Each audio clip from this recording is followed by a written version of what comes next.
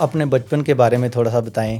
بچے میں دو چیزیں نہ ہوں تو اب نارمل ہوتا ہے، ایک معصومیت اور دوسری شرارت۔ پاکستان مسلم لیگ نون کا کوئی ایسا فیصلہ آ جائے جو آپ کے ضمیر سے ٹکرا جائے۔ میرا ضمیر اور میری پارٹی، یہ دونوں مجھے یقین ہے کہ یہ مسلم لیگ نون کے ساتھ ہی ہوں گے۔ پنجاب کے جو مزدور ہیں ان کو قتل کیا گیا ان کے CNIC دیکھ کر۔ ہم بلوچستان کے ان لوگوں سے نہیں لڑ رہے، ہم ہندوستان سے لڑ رہے ہیں۔ جم خانہ کے پاس 1090 کنال ایک لینڈ ہے، اس کا وہ صرف کرایہ 5000 طے کیا گیا تھا، وہ بھی نہیں دے رہے۔ صرف ایک کنال کا 50 پیسے، جس کا سکہ آج پاکستان کے اندر نہیں ہے۔ السلام علیکم ناظرین، میں ہوں ثاقب علی اور آج ایک نئی ایپیسوڈ میں ہم آپ کو خوش آمدید کہتے ہیں۔ آج ہمارے ساتھ ایک شخصیت موجود ہے جن کا تعلق PP 145 لاہور سے ہے اور پاکستان مسلم لیگ نون کے رکن صوبائی اسمبلی بھی ہیں۔ آج ہمارے ساتھ موجود ہیں محترم جناب سمیع اللہ خان صاحب۔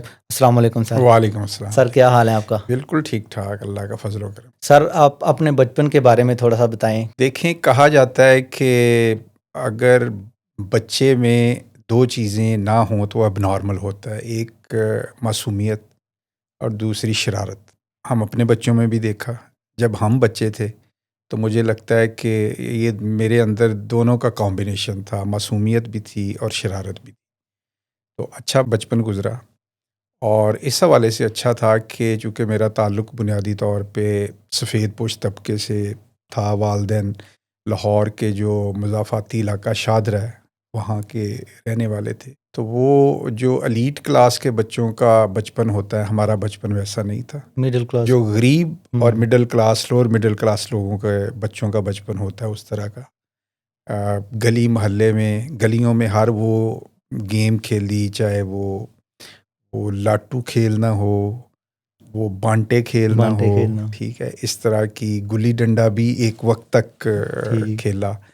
تھوڑے سے بڑے ہوئے تو جیسے پاکستان کا ہر بچہ کرکٹ کھیلتا ہے، تو ہم بھی جب 9th-10th میں گئے تو پھر یہ گلی ڈنڈا، بانٹے، ان سے ہم کرکٹ کی طرف آ گئے تھوڑا بہت جو ہے۔ تو بچپن بہت اچھا گزرا، بہت اچھی یادیں، اور بچپن میں اسکول کی یادیں بڑی اچھی ہیں۔ میں بنیادی طور پہ میری پرائمری جو ہے وہ شادرہ کے اندر ایک علاقہ ہے جیا موسیٰ، وہاں کا پرائمری اسکول تھا، سرکاری پرائمری اسکول، گورنمنٹ اسکول، ٹاٹ والا اسکول میں، تو وہاں سے پرائمری کی۔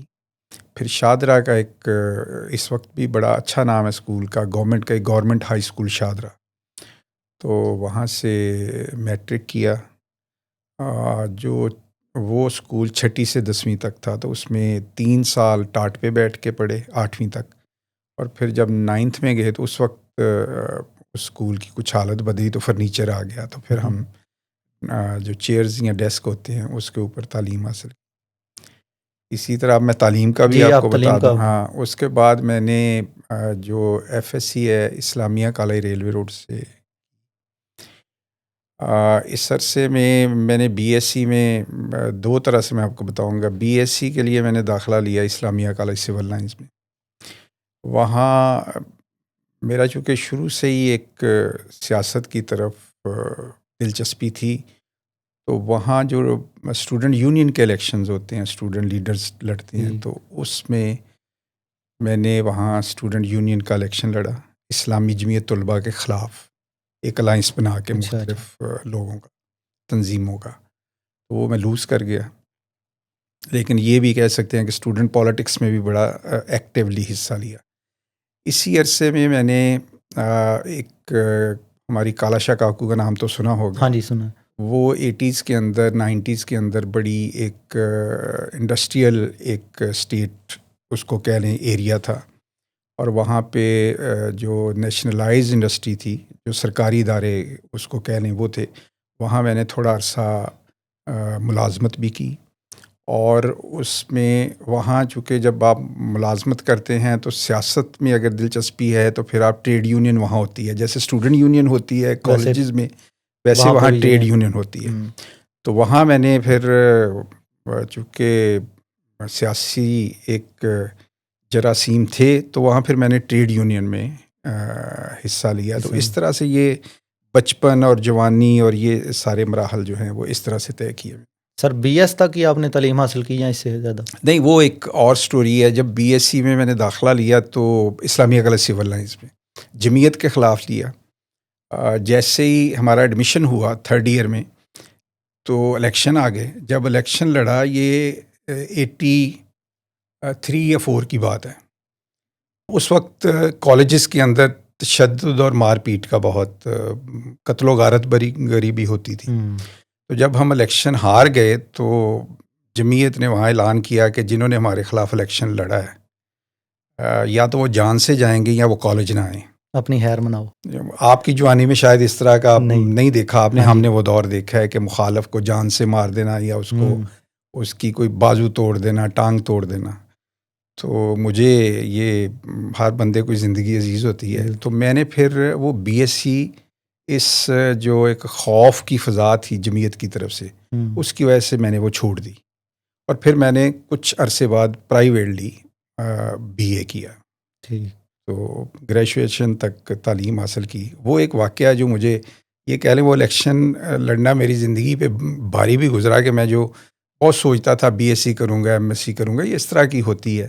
وہ پھر میری وہ کہاں تسلسل نہ رہ سکا. جیسے کہ آپ نے بتایا کہ آپ کو بچپن سے ہی شوق تھا، تو آپ کی موٹیویشن کیا تھی؟ آپ کس لیڈر کو تب لائک کرتے تھے؟ میں میٹرک میں تھا تو میرے جو گھر کا ماحول تھا، میرے والد صاحب جو ہیں وہ سیاست میں تو حصہ نہیں لیتے تھے، لیکن آپ کو شاید اندازہ نہیں ہے کہ 70 80s 90s میں جس گھر میں نوائے وقت آتا تھا وہ گھر سیاسی ہوتا تھا. شاید آپ کو اس کا اندازہ نہیں ہے. پہلے اخبار زیادہ پڑھا جاتا تھا، نوائے وقت خصوصاً. نوائے وقت. اور نوائے وقت جو تھا وہ ایک رائٹ ونگ کی نمائندگی کرتا تھا.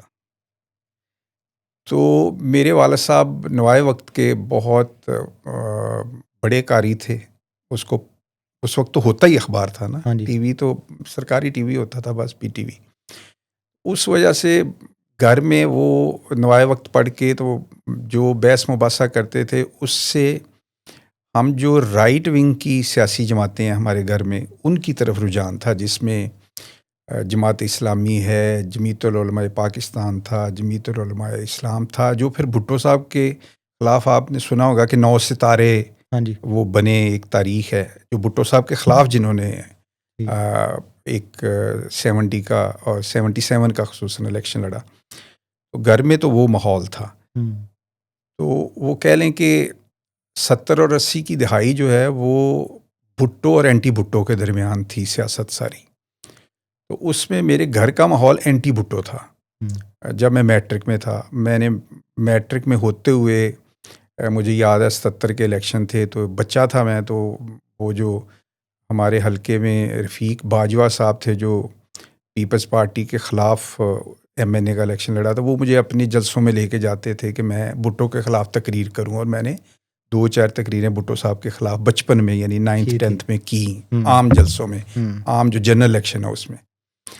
لیکن ایک میری زندگی میں پھر چینج آئی جب میں نے بتایا نا کہ جب میں کالا شاہ کاکو جا کے ملازمت کی اور وہاں ٹریڈ یونین میں حصہ لیا، تو زندگی کا ایک رخ تھا جو مجھے گھر سے ملا، تو دوسرا رخ تھا جو مجھے وہاں ٹریڈ یونین کرتے ہوئے ملا. اس کو جیسے میں نے کہا کہ لیفٹ ونگ اس وقت کہتے تھے اور رائٹ ونگ. گھر میں میرے رائٹ ونگ تھا، لیکن جب میں وہاں گیا تو وہاں مجھے لیفٹ ونگ کی یا لیفٹ کی پالیٹکس کو بڑا قریب سے دیکھنے کا موقع ملا. اور یہ درست ہے کہ میں اس سے بہت متاثر بھی ہوا.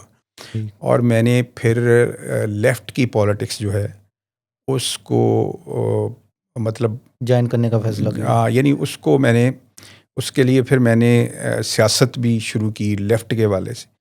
یہ پالیٹکس کرتے ہوئے شادرہ جہاں ہم رہتے تھے تو وہاں پہ پھر چونکہ اس طرح سے لیفٹ کی کوئی سیاسی جماعت تو نہیں تھی، جو لیفٹ کے قریب تھی سیاسی جماعت وہ بھٹو صاحب کی تھی. تو پھر میں پیپلز پارٹی میں ایکٹیو ہو گیا. یعنی یہ کہیں کہ بچپن میں اینٹی بھٹو تھا، لیکن جب عملی زندگی میں گیا تو پھر مجھے لگا کہ بھٹو صاحب ٹھیک ہیں. ان کا نظریہ آپ کو مجھے متاثر کیا، انہوں نے بہت متاثر کیا. پیپلز پارٹی کی لوکل پالیٹکس میں نے کی. میں جو پی پی حلقہ تھا یہی جس سے اب میں ایم پی ہوں.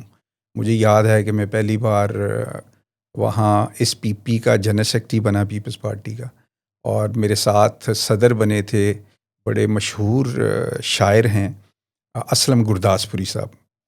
وہ بھی پیپلز پارٹی میں تھے، تو وہ میرے ساتھ صدر بنے اس پی پی کے، اور مجھے جنرل سیکرٹری محترمہ بے نظیر بھٹو شہید نے بنایا۔ میں پیپلز پارٹی کی پالیٹکس کر رہا تھا 90s سے، ان کا عہدے دار تھا لوکل میں، جی تو یہ بڑا حادثاتی طور پہ میں الیکشن میں آیا ہوں۔ 2002 کا الیکشن آ گیا، شاہدرہ جو یہی کانسٹیچوئنسی ہے، ہاں جی پرویز مشرف صاحب نے ایک شرط لگا دی کہ جو گریجویٹ ہوگا وہ الیکشن لڑے گا۔ اب جو وہاں پیپلز پارٹی کے 3-4 نام تھے جو ایم پی اے کا الیکشن لڑتے تھے، وہ سارے جو ہیں وہ گریجویٹ نہیں تھے، کوئی میٹرک تھا، کوئی ایف اے تھا، گریجویشن وہ نہیں تھا۔ تو پیپلز پارٹی کی میٹنگ ہوئی تو الیکشن لڑنا تھا 2002 کا، مشرف نے جو کروایا تھا، تو ہوا کہ جی اب گریجویٹ بندہ ڈھونڈا جائے۔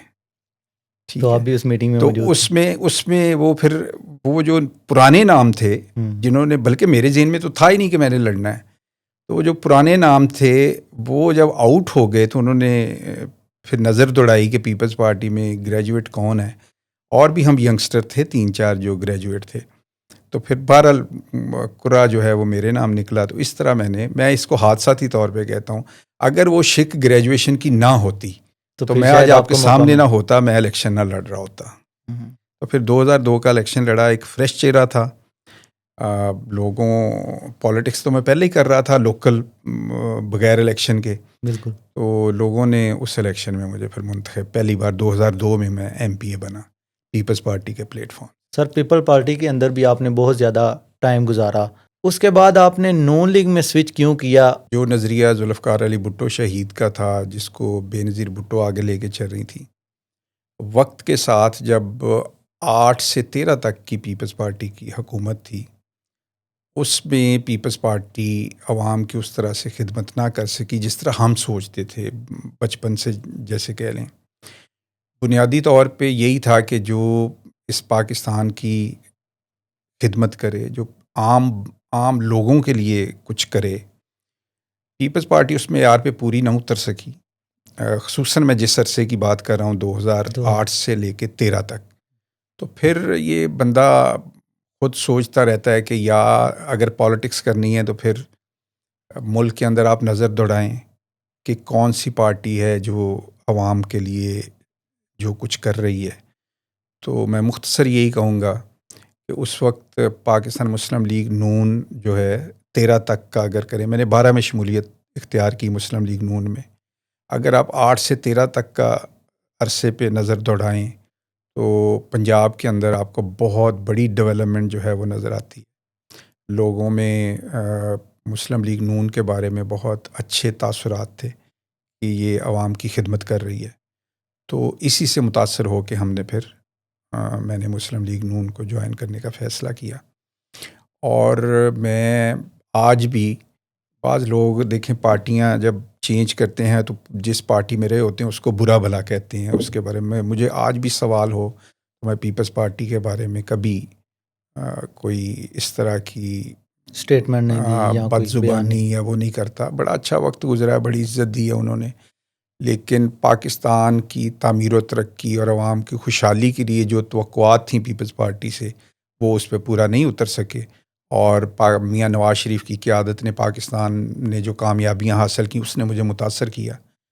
تو یہی اسٹیٹمنٹ ہونی چاہیے۔ یہ کوئی اچھی بات نہیں ہے کہ اگر آپ ایک پارٹی سے کسی وجہ سے دوسری پارٹی میں آئیں تو پچھلی کو برا بھلا کہیں، یہ کوئی مناسب رویہ نہیں ہے ہماری سیاست میں۔ اگر کل کو پاکستان مسلم لیگ نون کا کوئی ایسا فیصلہ آ جائے جو آپ کے ضمیر سے ٹکرا جائے، کیا آپ تب بھی پارٹی چینج کرنے کا فیصلہ کریں گے؟ میرا خیال ہے کہ پارٹی جو ہے وہ چینج نہیں کرنی چاہیے۔ میری اپنی ہے کہ پارٹی اس طرح نہیں، الٹیمیٹلی تو ضمیر کا فیصلہ جو ہے وہ آپ کے ساتھ ہوتا ہے ہر وقت، اور مجھے یقین ہے میں پارٹی میں اس لیے ہوں کہ مسلم لیگ نواز جو ہے وہ کبھی پاکستان کے عوام کے خلاف کوئی فیصلہ نہیں کر سکتی، اور وہ کوئی ایسا قدم نہیں اٹھا سکتی جو پاکستان کی ریاست اور پاکستان کے عوام کے خلاف ہو۔ اس لیے میرا ضمیر اور میری پارٹی، یہ دونوں مجھے یقین ہے کہ یہ مسلم لیگ نون کے ساتھ ہی ہوں گے۔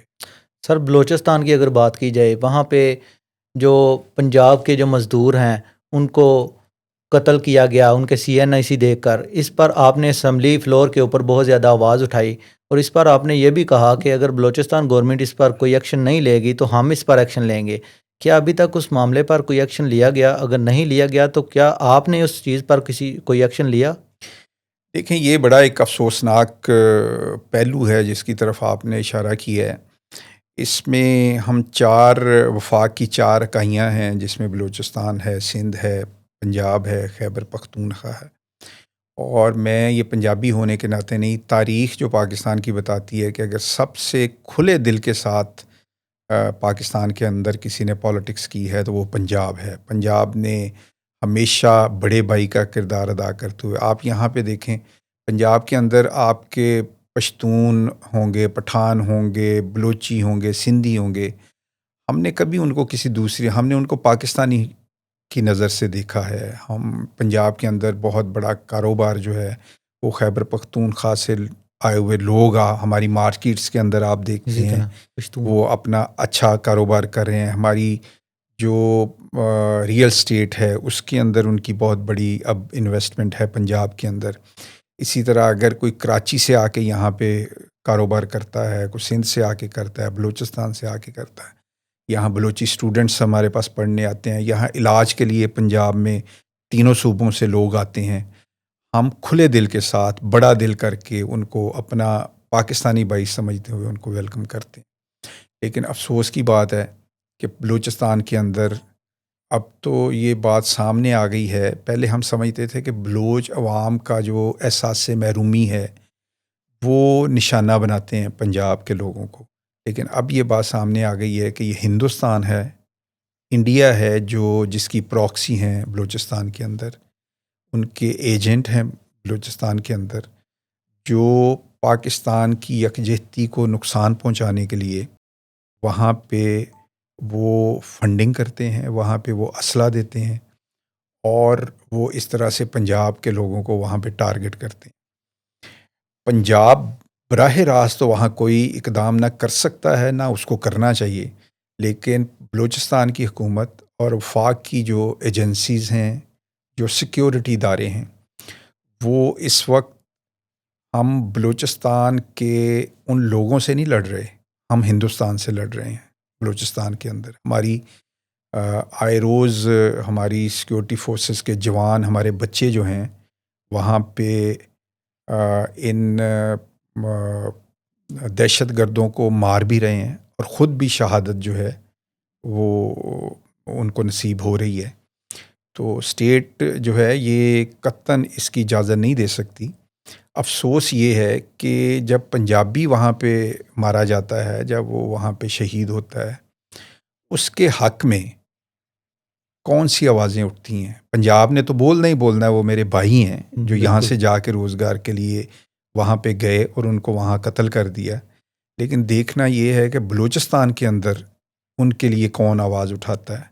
جو بلوچستان کے اندر ان کے لیے آواز اٹھائے گا وہ حقیقی معنوں میں بلوچ بھی ہے اور وہ پاکستانی بھی ہے. لیکن جو وہاں پنجابی کے قتل کے اوپر خاموشی اختیار کرے گا، یہ ایک نشانی ہے کہ وہ انڈیا کے ایجنڈے پہ ہے. وہ اس کی نہ مذمت کرتے ہیں. اور بہت ساری وہاں ایسی تنظیمیں ہیں جو پنجابیوں کے قتل کے اوپر خاموشی اختیار کرتی ہیں، اور جیسے ہی کسی سیکیورٹی ادارے اگر اس کے خلاف آپریشن کرتے ہیں تو وہ دھرنا دینے آ جاتے ہیں اسلام آباد. پنجابی کے قتل پہ ان کو کوئی تکلیف نہیں ہوتی ہے. سر آپ کا کہنا یہ ہے کہ جو بلوچستان گورنمنٹ ہے اس نے بھی تو ابھی تک آواز نہیں اٹھائی اس چیز کے؟ نہیں، وہ آواز بھی اٹھا رہے ہیں، وہ اس کے خلاف آپریشن بھی کر رہے ہیں، اور ہماری سیکیورٹی فورسز بھی وہاں پہ آپریشن کر رہی ہیں. ہمیں بلوچستان حکومت سے یہ ضرور کہنا ہے کہ وہ اور اس میں تیزی لائے، اور جو وہاں پہ ایک انڈین ایلیمنٹ جو وہاں کے نوجوانوں کو گمراہ کرتا ہے اس کے لیے بھی وہ یقیناً کچھ اقدامات کریں. وہ اس جو ایک بیانیے کی جنگ بلوچستان کے اندر بھی ہو رہی ہے، تو ہمیں بلوچستان کی حکومت کو سب نے مل کے مضبوط کرنا ہے تاکہ وہ جو انڈین ایجنڈا ہے، انڈین بیانیہ ہے بلوچستان کے اندر، اس کا ہم وہاں پہ ہم بلوچستان کی حکومت کے ساتھ مل کے ہی ان کا مقابلہ کر سکتے ہیں. سر آپ اسمبلی کے اندر ایک اسٹینڈنگ کمیٹی آن پریویلیجز کے اوپر آپ اس کے چیئر پرسن بھی ہیں. سر یہ بتائیں اس کمیٹی کا مقصد کیا ہے؟ کیا یہ مؤثر ہے یا اس کو مزید بااختیار بنانے کی ضرورت ہے؟ دیکھیں جی، اس میں یہ بہت با اختیار ہے، اور میں اس موقع پر اپنے اسپیکر جناب ملک احمد خان صاحب کو خراج تحسین پیش کروں گا۔ صرف ہماری کمیٹی کو نہیں، انہوں نے یہاں پہ تقریباً 40 کے قریب اسٹینڈنگ کمیٹیز ہیں۔ پنجاب اسمبلی کی تاریخ میں پہلی بار انہوں نے ان کمیٹیز کو با اختیار کیا ہے۔ اس کے علاوہ وہ چونکہ اسپیکر صاحب جو ہیں وہ ایک پیور، میں کہوں گا کہ ایک ڈیموکریٹ پرسنالٹی ہیں، تو وہ اسمبلی کے اندر ہر وہ قدم اٹھا رہے ہیں جس سے جمہوری ادارے جو ہیں وہ مضبوط ہوں۔ آج یہاں ہم بیٹھے ہیں، یہ بھی ایک جمہوری ادارہ ہے پنجاب اسمبلی، ایک آئینی ہمارا فورم ہے۔ تو اسپیکر صاحب بہت ہی ایسی چیزیں کر رہے ہیں جو شاید قومی اسمبلی اور سینٹ میں بھی نہیں ہوئی، حالانکہ وہ ہم سے سینئر ادارے ہیں، ان میں پوٹینشل زیادہ ہے، وہاں کیپیسٹی زیادہ ہے، لیکن اس کے باوجود اسپیکر صاحب پنجاب اسمبلی کو، میرا خیال ہے کہ اگلے 3 سال میں یہ پنجاب اسمبلی جو ہے ہمارا مقابلہ باقی جو 3 صوبائی اسمبلیاں ہیں اور سینٹ اور قومی اسمبلی، یہ 6 ہاؤسز ہیں پنجاب کے اندر۔ مجھے یہ لگتا ہے کہ اسپیکر صاحب کی سربراہی میں پنجاب اسمبلی کا جو ایک ہمارا دائرہ ہے یہ ٹاپ کرے گا باقی 5 کی نسبت۔ میری کمیٹی جو ہے وہ اس استحقاق کی نگہبان ہے، محافظ ہے۔ اگر ہمارے کسی ایم پی اے کا استحقاق مجروح ہو، یہ عام طور پہ طنزاً بھی کہا جاتا ہے جی وہ کیا استحقاق مجروح ہو گیا، دیکھیں وہ میں صرف اویئرنیس کے لیے کہ آئین جو M N A M P A جیت کے آتا ہے اس کی 3 بنیادی ذمہ داری بنتی ہیں۔ ایک وہ لیجسلیشن اس نے کرنی ہوتی ہے، اس میں حصہ لینا ہوتا ہے۔ دوسرے نمبر پہ اس نے جو انتظامیہ ہے اس کی اوور سائٹ کرنی ہوتی ہے کہ وہ کام ٹھیک کر رہی ہے، صرف دیکھنا ہوتا ہے، مداخلت نہیں کرنی ہوتی کہ وہ کام ٹھیک کر رہے ہیں۔ اور تیسرا ہے جو کہ ہمارے ملک میں نا اس کو کہتے ہیں کانسٹیچوئنسی بیسڈ ڈیموکریسی، یعنی حلقوں کی ڈیموکریسی ہے۔ میں ایک حلقے سے آیا ہوں، ہاں جی، تو میں اپنے حلقے کے، تیسری میری ڈیوٹی ہے کہ میں اپنے حلقے کے عوام کی نمائندگی کروں۔ اب اپنے حلقے کے عوام کی نمائندگی کرتے ہوئے اگر ایک ایم پی اے، میں سادہ لفظوں میں بتا رہا ہوں، ایک ایم پی اے میرے حلقے کے عوام کا کوئی مسئلہ ہے، میں اریگیشن ڈپارٹمنٹ میں چلا جاتا ہوں وہ مسئلہ لے کے، میں وہ مسئلہ لے کے واسا کے پاس جاتا ہوں، میں وہ مسئلہ لے کے کسی بھی ادارے ڈپارٹمنٹ کے پاس، اور وہاں مجھے وہ عزت، وہ تکریم جو آئین مجھے دیتا ہے، وہ صاحب میرے ساتھ جو اندر بیوروکریٹ بیٹھے ہیں وہ صاحب مجھے عزت بھلے دیں نہ دیں، لیکن جس حلقے کی میں نمائندگی کر رہا ہوں میں ان کا ایشو لے کے آفیسز میں جاتا ہوں یا ٹیلی فون کرتا ہوں یا کسی بھی طرح سے رابطہ کرتا ہوں۔ یہ واقعات ہو جاتے ہیں جو ہماری کمیٹی میں آتے ہیں کہ یا تو بیوروکریسی کے بعض لوگوں کو پتہ نہیں ہوتا کہ جو ایم پی ایم این اے ہے اس کا آئین انہیں ایک استحقاق دیتا ہے، قانون انہیں ایک استحقاق دیتا ہے، تو وہ بعض دفعہ روڈ بیہیویئر اختیار کرتے ہیں، تو پھر وہ ایم پی اے ہمارے پاس آ جاتا ہے، وہ ہاؤس میں کھڑے ہو کے وہ بتاتا ہے، اپنا واقعہ بتاتا ہے کہ جی میں اس طرح سے گیا تو میرے ساتھ یہ سلوک ہوا، پھر اسپیکر صاحب اس کو ہماری کمیٹی کی طرف ریفر کر دیتے ہیں۔ استحقاق کمیٹی کا ایک اور بھی فرض ہے کہ ادارے اگر کوئی بھی ڈائریکشن جو ہے اسٹینڈنگ کمیٹیز کی یا ہاؤس کی، مطلب ایک ادارے نے کہا کہ جی یہ ڈاکومنٹ ہمیں دیں، کوئی ڈاکومنٹ ہم مانگتے ہیں، اور اگر وہ ادارہ ڈاکومنٹ نہیں دیتا تو اس کے اوپر بھی پھر پریولیج جو ہے، ہمارا رولز کہتے ہیں کہ وہ بھی یہ بھی استحقاق کمیٹی میں استحقاق کمیٹی میں آئے گا کہ آپ سے ایک ڈاکومنٹ مانگے گئے، آپ نے وہ ڈاکومنٹ جو ہیں وہ نہیں دیے، یا آپ کو میں سمجھانے کے لیے کہ ایک ادارے نے ہے کہ جی یہاں پنجاب اسمبلی میں ہر ادارے نے اپنی جن اداروں کا آئین میں ہے، قانون میں، کہ انہوں نے اپنی رپورٹس یہاں پہ لے کرنی ہوتی ہیں، اسمبلی میں پیش کرنی ہوتی ہیں، وہ ہم نے دیکھا 3 سال وہ رپورٹس لے نہیں کرتے. تو یہ اسمبلی کا استحقاق 2 طرح سے ہیں. ایک ہے بطور ایم پی اے میرا استحقاق مجروح کرنا, ایک ہے اسمبلی کا استحقاق مجروح کرنا. یہ دونوں طرح کے کیس جو ہیں اس کمیٹی کے اندر آتے ہیں, اور ہماری کوشش ہوتی ہے کہ اس کو اچھے طریقے سے, ہم کوئی ڈنڈا لے کے وہاں نہیں بیٹھے ہوتے, ہم ان آفیسرز کی بات کو بھی بڑی عزت اور احترام کے ساتھ سنتے ہیں, اور زیادہ کوشش ہوتی ہے جو انفرادی ہوتی ہے تلخی ایم پی اور کسی بیوروکریٹ کے درمیان, ہماری پہلی یہ کوشش ہوتی ہے کہ اس تلخی کو کم کیا جائے, اور ان کی کوئی اگر غلط فہمی ہوئی ہے تو اس کو دور کر کے معاملے کو سلجھا دیا جائے. اور اگر کسی ادارے کی آتی ہے کہ اس نے جو اس کو کرنا چاہیے تھا, اس ادارے نے وہ رپورٹس لینی کی, جیسے میں نے مثال دیا, یا کوئی اور ڈاکومنٹ پروڈیوس نہیں کیا, اس پہ ہم زیادہ سختی کرتے ہیں کہ آپ نے یہ ایوان کا استحقاق مجروح کیا ہے. تو اس طرح کی وہ کمیٹی بڑی پاورفل ہے, اور ابھی ہم وہ ایکسرسائز نہیں کر رہے. اس کمیٹی کے پاس سزا دینے کا یہ واحد کمیٹی ہے, استحقاق کمیٹی, کسی بھی اسمبلی کے اندر. یہ چونکہ ہمارے آئین کی اسکیم ہے جس کے اندر سینٹ میں بھی ہے, قومی اسمبلی میں بھی ہے, چاروں صوبائی اسمبلیوں میں یہ استحقاق کمیٹی ہے. یہ واحد کمیٹی ہے جس کو کسی بھی جو بیوروکریٹ یا کوئی بھی بندہ جس کے خلاف, اس کو باقاعدہ سزا دینے کا اختیار یہ کمیٹی رکھتی ہے. آگے پھر ایک جوڈیشل کمیٹی ہم اس کو بناتے ہیں. اگر ہم سمجھیں کہ یہ بندے نے حد سے تجاوز کر دیا اور اس پہ شرمندہ بھی نہیں ہے, کوئی اس پہ وہ کسی طرف آ بھی نہیں رہا, تو پھر وہ کیس ہم جوڈیشل کمیٹی کو بھیجتے ہیں. لیکن ابھی تک اللہ کے فضل سے چونکہ ہمارا ذہن ہے کہ یہ اس طرف باتیں نہیں جانی چاہیے, ہمیں اپنے یہ بعض دفعہ ایک اختیار آپ کو ہوتا ہے, اس کو ایکسرسائز کرنا اچھا نہیں ہوتا. وہ اگر کریں تو وہ ہمارا اختیار تو ہے, لیکن وہ کوئی اچھی بات نہیں ہے. تو ہم کوشش کر رہے ہیں کہ اس حد تک بات جو ہے وہ نہ جائے. سر ایک بہت ہی ایمرجنگ ایشو ہے جو جم خانہ والا ایشو تھا, جس کے اوپر اسپیکر پنجاب اسمبلی ملک محمد احمد خان صاحب نے ایک اسپیشل کمیٹی نمبر 6 بھی بنائی. تو سر اس کے حوالے سے آپ یہ بتائیں کہ اس کا پس منظر کیا تھا. اس کے علاوہ جو اسٹینڈنگ کمیٹی, جو اسپیشل کمیٹی سر نے بنائی تھی, اس نے ایک رپورٹ پیش کی جس کے اندر جم خانہ کے پاس 1090 کنال وہ ایک لینڈ ہے جو پوش لینڈ ہے.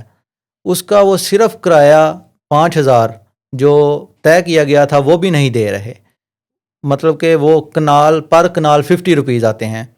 تو سر ایک فورس پیرا بنائی گئی ہے, تو وہ عام عوام کو تو بہت زیادہ وہ سختی کرتے ہیں. جو عام جو دکاندار ہیں وہ اگر وہ کرایہ نہیں دیتے تو ان کو اٹھا کے باہر پھینک دیا جاتا ہے, یا ریڑی والا ہے اس کے اوپر تو وہ ساری سزا لاگو کی جاتی ہے. لیکن یہ جم خانہ کے ایشو پر کیوں یہ نہیں کی جا رہی؟ یہ پہلے تو یہ ہے کہ اسمبلی کے اندر جو آپ نے بات کی ہے جم خانہ کے حوالے سے, یہ اسمبلی کے اندر ہمارے ایک ایم پی اے نے اس ایشو کو ریز کیا تھا, اور پوری اسمبلی اور میڈیا بھی حیران رہ گیا تھا یہ جب آج سے کچھ 6-7 ماہ پہلے اسمبلی کے اندر یہ انفارمیشن آئی کہ 1000 کنال کے قریب پرائم لوکیشن لاہور کی جو ہے اس کے اوپر جگہ ہے, اور اس کا سالانہ کرایہ جو ہے وہ 5000 روپے. تو ایک تو یہ پہلے تو یقین نہیں آتا تھا کہ یعنی سرکاری لینڈ کا اس طرح کا اتنا کرایہ ہو سکتا ہے. وہ اگر کا آپ کیلکولیٹ کریں تو ایک کنال کا منتھلی کرایہ جو ہے وہ 50 پیسے بنتا ہے. تو یہ بڑی ایک پاکستان کے اندر اس پہ بڑے تبصرے ہوئے, مختلف جو میڈیا کے چینلز ہیں یا اخبارات ہیں اس پہ بھی آرٹیکل لکھے گئے اس کے اوپر, اور یہ ابھی تک یہ ایشو ہے. ابھی تک اس پہ اسپیکر صاحب نے ایک بڑا اچھا سٹیپ لیا کہ انہوں نے ایک کمیٹی بنائی, اسپیشل کمیٹی, اور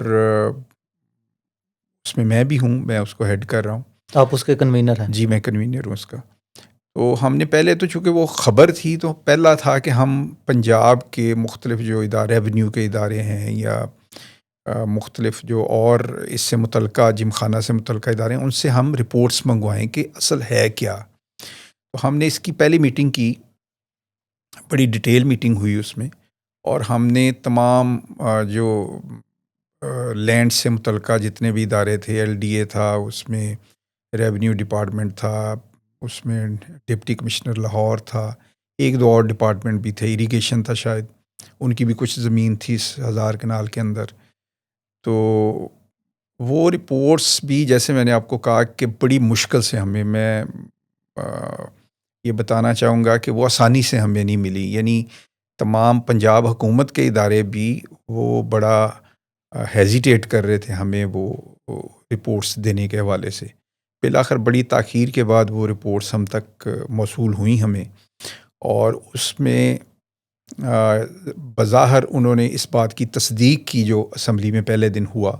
پہلے تو ہمیں یہ تھا نا کہ یہ پتہ نہیں غلط آ گئی ہے کوئی خبر، ذاتی نااہلی کوئی کیا ہے. گیا ہے. لیکن پھر وہ رپورٹس جب ہم نے دیکھی تو یہ حقیقت ہمارے سامنے آئی کہ یہ درست ہے کہ اس کا کرایہ 5000 روپے، اور وہ بھی نہیں دیا جا رہا. ہاں وہ بھی کافی پینڈنگ چلا آ رہا ہے نا. ہاں جی. تو اس کے اوپر اب ہم نے ہماری کوشش ہے کہ اگلے 1 ماہ کے اندر اب ہم، کیونکہ اس کے اوپر پھر جب رپورٹس آئیں تو پھر ہم نے اس کا خود بھی انالیسس کرنا تھا. وہ لمبی چوڑی رپورٹس ہیں. ہاں جی. تو ہم نے بھی سیکریٹریٹ کے ساتھ مل کے ہم نے اس کا انالیسس کیا ہے، اور ہم اس کو فردر اس ایشو کو میں بالکل بڑا واضح کہنا چاہتا ہوں کہ اس کو ان اٹینڈنگ نہیں چھوڑیں گے. تاخیر ضرور ہوئی ہے، تاخیر اس میں چونکہ یہ 5-6 ماہ کا ایشو ہے، لیکن ہم اس کو منطقی انجام تک پہنچائیں گے. یہ اس ملک کی اشرافیہ کی یعنی بے حسی ہے کہ یہ ہمارے اٹھانے پہ یہ ایشو سامنے آیا ہے. اور جب میں اشرافیہ کہتا ہوں تو جم خانہ میں آپ کو اندازہ نہیں ہے کہ پاکستان کے تمام جو بڑے انڈسٹریلسٹ ہیں وہ بھی اس میں شامل ہیں. پاکستان اور پنجاب کے جو وڈیرے جاگیردار ہیں وہ بھی اس میں شامل ہیں. پاکستان کے ٹاپ کے سب بیوروکریٹ اس بہتی گنگا میں جو ہیں وہ اپنے ہاتھ دھو رہے ہیں. سر اس کے اندر بھی اس میں میں آ رہا ہوں اس پہ، اس میں بہت بڑی تعداد سیاستدانوں کی بھی شامل ہے. اس ملک کے جتنے طاقتور، کچھ اداروں کا میں نام نہیں لے رہا، تمام طاقتور اداروں کے افراد بھی جو ہیں یہ جم خانہ کے ممبر ہیں. اور حیرت ہے، یہ بے حسی ہے ان تمام لوگوں کی کہ انہوں نے کبھی یہ جاننا گوارا نہیں کیا کہ یہ جو 1000 کنال کے اوپر ہم یہاں گولف کھیلتے ہیں، یہاں ہم انڈور سرگرمیاں کرتے ہیں، یہاں کھانے کھاتے ہیں، اس جگہ کا کبھی کسی نے پوچھنے کی جرت کی یا پوچھنے کی کبھی تکلیف گوارا کی کہ اس کا رینٹ کیا ہم دیتے ہیں؟ صرف 1 کنال کا 50 پیسے، جس کا سکہ آج پاکستان کے اندر نہیں ہے، 50 پیسے کا سکہ نہیں ہے، اور اس سکے کے اوپر یہ 1 کنال جگہ جو ہے وہ انہوں نے اس کو اپنی سرگرمیوں کے لیے وہ یوز کرتے ہیں. تو انشاءاللہ تعالی اس کو ہم دیکھیں، کوئی جب ہم کسی ایشو کو ہائی لائٹ کرتے ہیں تو اس سے ہم باعث نہیں ہوتے ہیں، یعنی کوئی اس سے دشمنی نہیں ہے اس جم خانہ کے حوالے سے. لیکن اگر آپ نے یہ زمین رکھنی ہے تو آپ کو کرایہ دینا ہوگا، اور کرایہ دینا ہوگا جو مناسب کرایہ ہوگا. مذاق نہیں، اس اسٹیٹ کے ساتھ اور اس حکومت کے ساتھ مذاق آپ بند ہونا چاہیے، اور اس کا مناسب کرایہ جو ہے وہ انشاءاللہ تعالی، میں ابھی کوئی ایسی اسٹیٹمنٹ نہیں دینا چاہ رہا. وہ ہم سر ابھی تک کوئی ایکچوئل کرایہ آپ نے طے کیا ہے کہ اتنا نہیں، وہ ابھی ہم کریں گے. اور یہ بھی ہے کہ ہو سکتا ہے ہم یک طرفہ امپوز نہ کریں، ہم جم خانہ کی جو مینجمنٹ ہے اس کو بلائیں گے اپنی کمیٹی میں اور ان کے ساتھ ڈسکشن کریں گے، ان کا نقطہ نظر سنیں گے. ایسی بات نہیں ہے کہ یہ تو میرے خیالات ہیں نا جو میں نے ابھی 1 منٹ پہلے بیان کیے ہیں. ہم دوسرا نقطہ نظر بھی سنیں گے، ان کا کیا نقطہ نظر ہے، وہ کیوں 5000 روپے پہ لاہور کی پرائم لوکیشن پہ بیٹھے ہوئے ہیں. وہ بتائیں، اگر ان کے پاس کوئی دلیل ہے، ان کے پاس اگر کوئی اس کی لاجیکلی کوئی ریزن ہے تو وہ کمیٹی کے سامنے رکھیں، اور پھر ہم فیصلہ ان کی بات سن کے کریں گے، یک طرفہ فیصلہ نہیں کریں گے. سر اس سے پہلے بھی پاکستان مسلم لیگ نون کی حکومت بہت دفعہ رہ چکی ہے، تو اس سے پہلے اس ایشو پر آواز کیوں نہیں اٹھائی گئی؟ کیا یہ گورننس کی نااہلی کہا جا سکتا ہے اس کو؟ دیکھیں، یہ ہے جیسے میں نے کہا کہ یہ حکومت سے زیادہ یہ طبقاتی ایشو زیادہ ہے. یہ ڈپٹی کمشنر اس کے ہیڈ ہوتے ہیں نا؟ ہاں، ڈپٹی کمشنر ہوتے ہیں. یہ بعض دفعہ کچھ ایشوز ایسے ہوتے ہیں جو پارٹی لائن سے بڑے ہوتے ہیں. یہ ایشو جو ہے یہ پارٹی لائن سے بڑا ہے. اس میں اس جو ظلم ہے جو 50 پیسے کنال کرائے والا, اس ظلم میں صرف کوئی ایک سیاسی جماعت کا بندہ وہاں پہ اس ظلم میں شریک ہے. سب سیاسی جماعتوں کے لوگ وہاں پہ شریک ہیں, جسے تو میڈیا ہاؤسز کے لوگ وہاں پہ شریک ہیں, وہاں پہ ہماری بیوروکریسی ہے, وہاں پہ ہمارے ججز ہیں, اس کے ممبر ہیں. اور کبھی وہ مجھے اب بڑا احترام ہے جوڈیشری کا, یعنی وہ بہت چھوٹی چھوٹی باتوں پہ سو موٹو لیتے ہیں, لیکن اس ایشو کو تو 8 ماہ ہو گئے ہیں نا اسمبلی میں, اس کو ہم نے تو ابھی تک کسی نے سو موٹو ہاں, ایکشن وہ باقی چھوٹی بات پہ بھی لے لیتے ہیں, لیکن وہ نہیں لیں گے, مجھے یقین ہے وہ نہیں لیں گے. انصاف سے جو عام عوام ہے وہ تو آلریڈی مایوس ہو چکی ہے. تو کیا آپ ایز اے پولیٹیشین بھی اس چیز کو اسی طرح لے کر دیکھ رہے ہیں کہ جو غریب کے لیے قانون اور ہے اور امیر کے لیے اور؟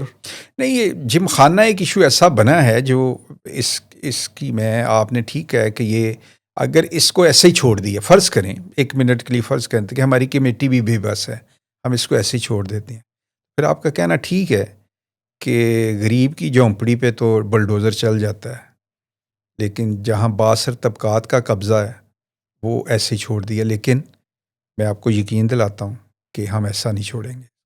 سر آپ ایتھکس کمیٹی کے ممبر بھی ہیں, تو اس میں جو حالیہ کشیدگی کا معاملہ پیش آیا اسمبلی کے اندر, تو اس حوالے سے جو اسمبلی نے ایتھکس کمیٹی نے جو ایکشن لیا, تو اس میں کیا جو ایتھکس کمیٹی کے جو ممبر جو اپوزیشن میں سے تھے ان سے بھی ڈسکس کیا گیا یا یہ یک طرفہ ایک فیصلہ لیا گیا؟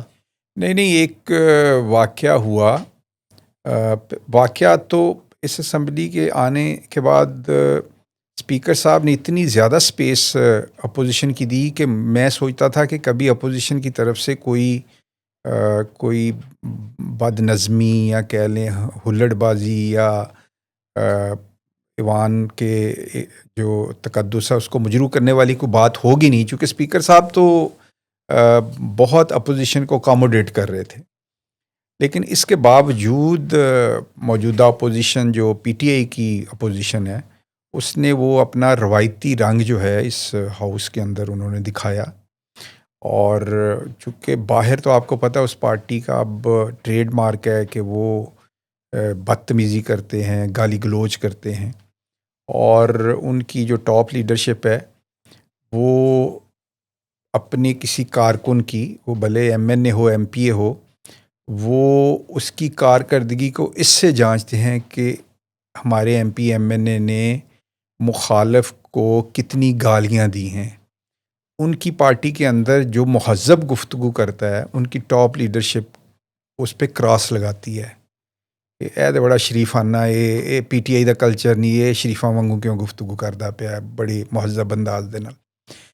تو ان کے ایم پی ایس جو ہیں وہ ہاؤس میں مجبور ہیں, ہمارے ساتھ وہ نجی طور پہ گفتگو کرتے ہیں کہ اگر ہم یہ اس طرح کی آپ کے ساتھ بدتمیزی نہ کریں تو ہمیں اوپر سے, پھر ہم آپ کو گالی نہیں دیں گے تو ہمیں اوپر سے گالی پڑے گی, تو ہم بہتر سمجھتے ہیں کہ اوپر سے گالی سننے کی بجائے ہم آپ کو گالی دے لیں. یہ ہے اپوزیشن کا کلچر. اس میں اسپیکر صاحب نے ایتھکس کمیٹی کی میٹنگ بلائی, اس میں اپوزیشن کو بھی بلایا, اور پچھلے جو واقعات ہو گئے تھے اس حوالے سے انہوں نے کہا کہ جی پچھلی بات ہو گئی, آئندہ جو ہمارے رولز آف پروسیجر اسمبلی کے اندر جو لائنز ڈرا کرتے ہیں کہ یہ چیز ہو سکتی ہے اور یہ نہیں ہو سکتی, ہم سب اس کی پابندی کریں گے, حکومت بھی اس کی پابندی کرے گی اور اپوزیشن بھی اس کی پابندی کرے گی. اس پہ اپوزیشن نے ایگری کیا کہ ہم رولز آف پروسیجر کے تحت ہاؤس کو چلائیں گے, لیکن وہ رہ نہیں سکتے. ٹھیک ہے جی, وہ ہلڑ بازی, بدتمیزی, گالی گلوچ کے علاوہ مجھے نہیں لگتا کہ وہ پارٹی کوئی سلجھی بات کر سکتی ہے. سر لوکل گورنمنٹ کا بل ابھی پاس ہو چکا ہے اور اسمبلی میں جائے گا, اس کے بعد الیکشن وغیرہ ہوں گے, تو ابھی جو لوکل گورنمنٹ کا جو الیکشن ہوگا اس کے اندر جو الیکٹڈ جو کینڈیڈیٹ ہوگا اس کو ڈی سی کے انڈر ہی رکھا جائے گا یا اس کو اب زیادہ پاور دی گئی ہے؟ نہیں, اس وقت جو آیا ہے, پہلے پرپوزل تھی ایک کہ ڈپٹی کمشنر کو لوکل گورنمنٹ کے جو ادارے ہوں وہ اس کو چیئر کرے گا، لیکن اسٹینڈنگ کمیٹی کے اندر اس کی تصحیح کر دی گئی ہے، اور اب ڈپٹی کمشنر جو ہے وہ کو چیئر کرے گا، یعنی چیئرمین جو ہے وہ لوکل باڈیز کا نمائندہ ہی ہوگا، اور وہ باقی اداروں میں بھی ڈپٹی کمشنر بیٹھتے ہیں، پہلے بھی بیٹھتے تھے، تو ابھی وہ اس ادارے کو اسسٹ کرنے کے لیے چیئرمین کے ساتھ وہ کو چیئر ہوگا۔ تو یہ تاثر زائل ہو گیا ہے موجودہ بل کے اندر کہ یہ ادارے جو ہیں یہ ڈپٹی کمشنر کے انڈر ہیں، اب بلکہ وہ چیئرمین کے انڈر ڈپٹی کمشنر ہوگا۔ کوئی بھی طریقہ ہو حکومت میں بننے کا، اس کا پرائمری فنکشن کیا ہے، اس کو کرنا کیا چاہیے، وہ ایک ہی ہے، دنیا میں کامن ہے کہ حکومت آتی ہے لوگوں کے مسائل کو حل کرنے کے لیے، یہ ہے اس کا ان کے، اگر اس کی وضاحت کروں، حکومت آتی ہے لوگوں میں خوشحالی لانے کے لیے، اس ملک کے اندر، اس ملک کے لیے امن لانے کے لیے، اس ملک کے لوگوں کی تعلیم، صحت اور دیگر جو ایشوز ہیں ان کو بہتر کرنے کے لیے۔ یہ دنیا 200 ملکوں کے درمیان یہی ایک فارمولہ حکومت اس لیے آتی ہے۔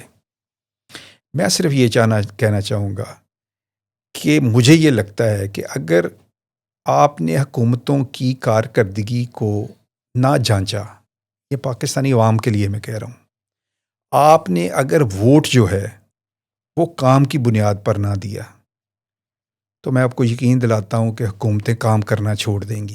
آپ بڑی آسانی ہے، ایک چارٹ بنائیں، ایک طرف لکھیں پی ٹی آئی 4 سال وفاق میں، 11 سال کے پی میں، دوسری طرف لکھیں P M L N, Mian Nawaz Sharif 3 بار وزیر اعظم رہے، 12 سال کا اقتدار ان کا ہے 3 بار کا، اور پنجاب کے اندر ان کا عرصہ اقتدار کو 15 سال کا ہے۔ پیپلز پارٹی کا لکھیں 6-7 سال وفاق میں، 8 سال، اور سندھ کے اندر کوئی کہہ لیں کوئی 20 سال۔ یہ چارٹ بنائیں کہ ان سب پارٹیوں نے پاکستان کے لیے کیا کیا، جس کا چارٹ سب سے اچھا ہو اس کو ووٹ دے دیں۔ سر اسی کے ساتھ ہم ریپڈ فائر کے سیگمنٹ کی طرف چلتے ہیں۔ سر اگر آپ سیاست میں نہ ہوتے تو کیا کر رہے ہوتے؟ سیاست میں نہ ہوتا تو کچھ پڑھا رہا ہوتا، کسی اسکول میں، کسی کالج میں۔ صبح اٹھتے ہی سب سے پہلا کام کیا کرتے ہیں؟ خبریں دیکھتا ہوں۔ آپ کی پارٹی کا وہ ممبر کا نام لے جو ہمیشہ لیٹ آتا ہو۔ میں خود۔ آپ کے حلقے کا سب سے مشہور کھانا کون سا ہے؟ حلقے میں وہی ہے جو لاہور کے روایتی کھانے ہیں، شادرہ بڑا رچ ہے اب کھانوں میں، اور ہر طرح جو آپ زیادہ پسند کرتے ہیں؟ میں یہ جو باربیکیو ٹائپ زیادہ پسند کرتا ہوں۔ ایک لفظ میں اپنے سیاسی مخالف کو بیان کریں۔ منافق۔ آپ کو کوئی سپر پاور ملے تو وہ کون سی آپ سپر پاور لینا چاہیں گے؟ جس سے لوگوں کے مسائل حل ہو سکیں۔ ایسا کام جو آپ چپکے سے انجوائے کرتے ہیں؟ چپکے سے انجوائے، ڈرامے دیکھتا ہوں ٹی وی کے اوپر۔ آپ کا سب سے زیادہ یوز ہونے والا موبائل کے اندر ایپ کون سا ہے؟ اس میں ٹویٹر ہے۔ اپنی زندگی کو ایک نظم میں بیان کرنے کا موقع ملے تو ہمارے ناظرین کے لیے کچھ ارشاد فرمائیں۔ محنت۔ شعر و شاعری بھی نہیں پسند؟ نہیں، دلچسپی نہیں ہے۔ صرف میں جو آپ نے کہا نا کہ میں اپنی زندگی کا نظم یا قوم کا نظم محنت میں دیکھ رہا ہوں۔ باقی قومیں محنت کرتی ہیں، ہم میں محنتی بہت سارے لوگ ہیں، لیکن جو ہمیں لیڈ کر رہے ہیں وہ بہت ہارڈ حرام ہیں۔ Sir thank you so much for your precious time. اچھا، اسی کے ساتھ ہم اپنے ایپیسوڈ کا اختتام کرتے ہیں۔